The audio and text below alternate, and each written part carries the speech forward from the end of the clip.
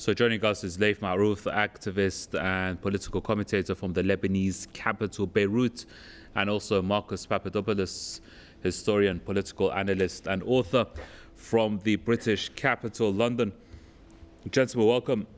Laith, if I could start with you, how can you start speaking about security or stability in Iraq when there is an occupation? The country is under occupation, an occupation that has killed two men, that saved the country from terrorism, and an occupation that Iraqi officials accuse of creating instability and riots in Iraq, especially in southern Iraq, similar to the riots that we have seen in Iran over the past few weeks?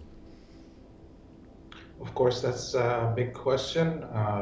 Iraq is under occupation still, and the actual purpose of the summit that was started last year, as you mentioned earlier in your briefing at the beginning of this, was an attempt by France, the soft face of imperialism, to rearrange some of the relations that are there between the countries around Iraq in service of limiting some of the confrontations that are happening.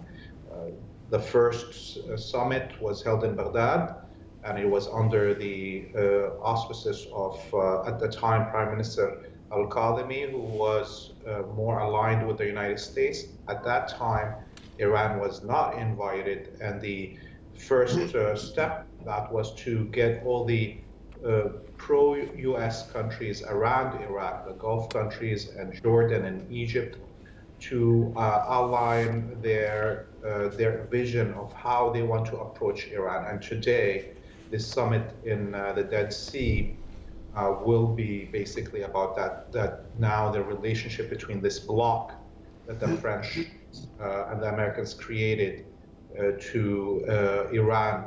Of course, now we have a new Prime Minister of Iraq, Prime Minister al-Sudani, who is more balanced and less of a tool of the United States. I wonder what's going to come out of this summit beyond than just speeches. Well, it's being described, Marcus, as a summit aimed at easing tensions in the region, with particular focus on Iraq. But what about Syria, for example? I must say, first of all, that I am cynical towards conferences organized in the Middle East by countries other than Syria and Iran, because with the exception of Syria and Iran, all other countries in West Asia are controlled with varying degrees by Western powers. If we take Jordan, for example, which is hosting the conference, in this country, Britain has historic influence stemming back to the 1920s, when Britain effectively created what was then known as Transjordan.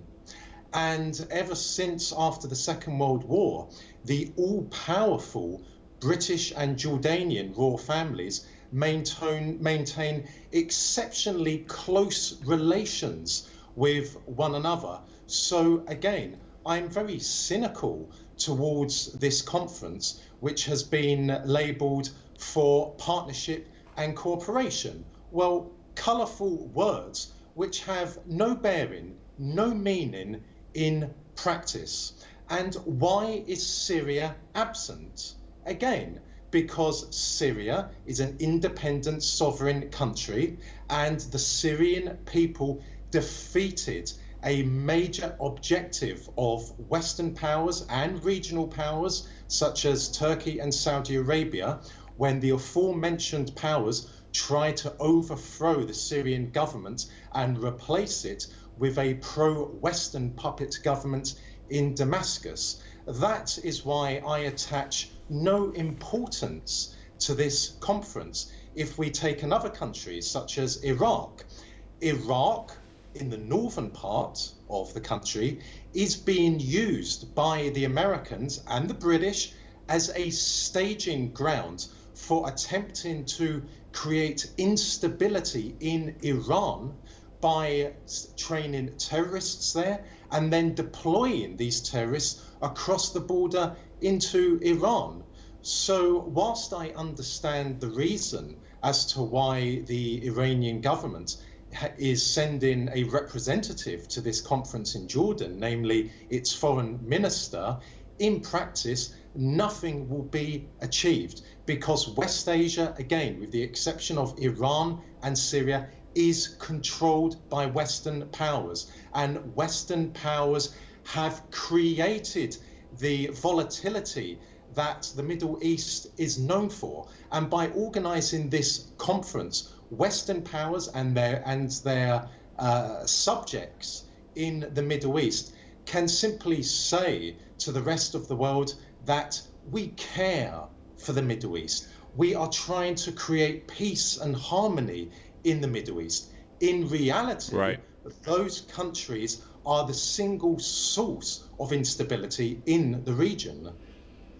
Right, and I suppose the question is, and I believe we have lost Laith Ma'ruf, we'll try and get him back as soon as possible. The question is, Marcus, do they care for the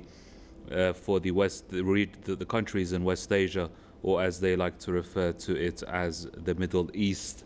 Do they? I mean, is there a conference? Is there a summit where we don't see Emmanuel Macron? And he's just been in Washington speaking to President Biden, so there's no doubt. You know, you can put two and two together that Biden, the U.S., is also involved in this conference. Do the Americans, the British, and the French care for the well-being of people across West Asia? Well, let's judge them by their actions. As a result of Western sanctions on Iraq, untold numbers of Iraqi men, women, and children died and died painful deaths.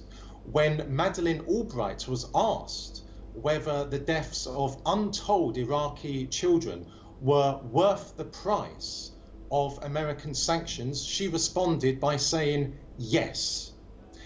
When the Western powers invaded Iraq in 2003, more than 1 million Iraqi civilians would subsequently die as a result of Western powers supporting terrorist groups in Syria, such as ISIS and Al-Qaeda.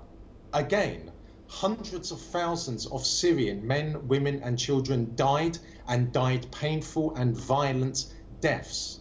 As a result of America and Britain's war on the people of Yemen through Saudi Arabia, over 400,000 Yemeni men, women, and children have died and have died violent deaths. So they do not care the people. Yeah.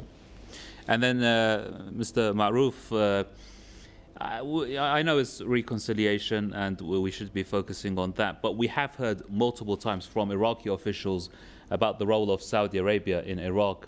And we know during the era of Daesh that Iraqi officials or Iraqi military officials said 1 in every 3, I believe, Daesh terrorists that they captured was from Saudi Arabia. Now, we know there's a difference between the rulers of Saudi Arabia and the Wahhabi ideology population of Saudi Arabia who are spreading this Takfiri terrorist ideology around the world. The question is, can Saudi Arabia play a positive role in Iraq? Well, looking at what just happened with the China-Arab Summit and the statement that came out of the Saudis, and now with this summit following up, it is clear that there will be no change in how the Saudis are dealing with Iran. The summit being held right now in Jordan, it's Iran versus the United States, really, and all of these representatives of vassal countries that are going to be sitting in front of Iran are irrelevant. Iran just needs to know what the Americans want and the Americans need to directly negotiate with Iran. No, Saudi Arabia's role in Iraq, pardon me, Mr. Ma'ruf, in case you... Laith, in case you missed the question, I was referring to Saudi Arabia. Can it play a positive role in Iraq, not Iran? Yes, well, Iraq is a battleground, just like Syria is, just like Yemen is, just like Lebanon is. These are battlegrounds for the axis of resistance versus the imperial powers. Iraq will not have peace, neither would Syria or Yemen, until either the Americans are defeated in the region and withdraw and their vessels stop being vessels, or a negotiated settlement happens, which is impossible in my mind. I want to also note that as we are speaking, it's been a week of non-stop demonstrations in Jordan against increases, quote unquote, in prices.